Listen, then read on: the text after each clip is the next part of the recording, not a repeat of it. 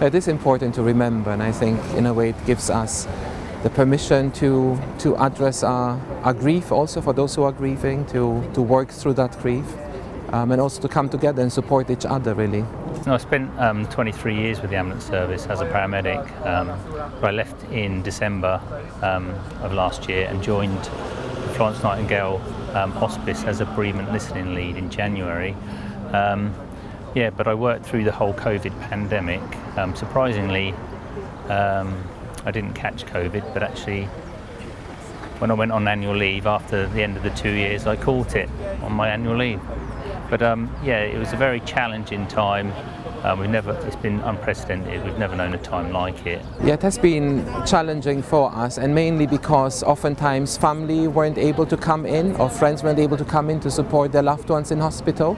So as chaplains we had to visit people who didn't have anyone when they were in hospital, and also be with patients who were dying in hospital. So it was emotionally quite challenging.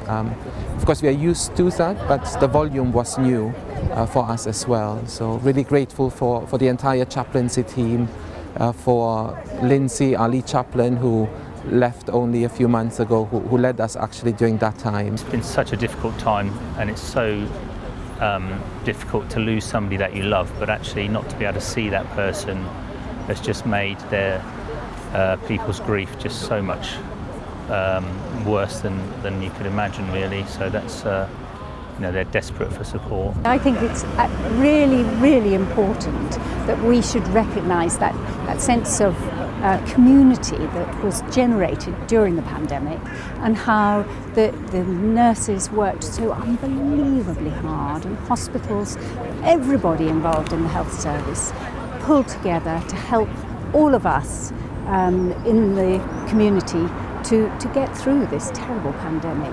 So actually I think it was important for us to be able to register our respect for their work, their resilience, but also obviously to pay tribute to the loved ones and all those whose lives were lost. My name's Kerry. And I'm Fiona. I think I've bought about 7 tiles in the last sort of 2 months, and you've bought how many? I think we've got about 7 as well, which we brought over since the rainbow started.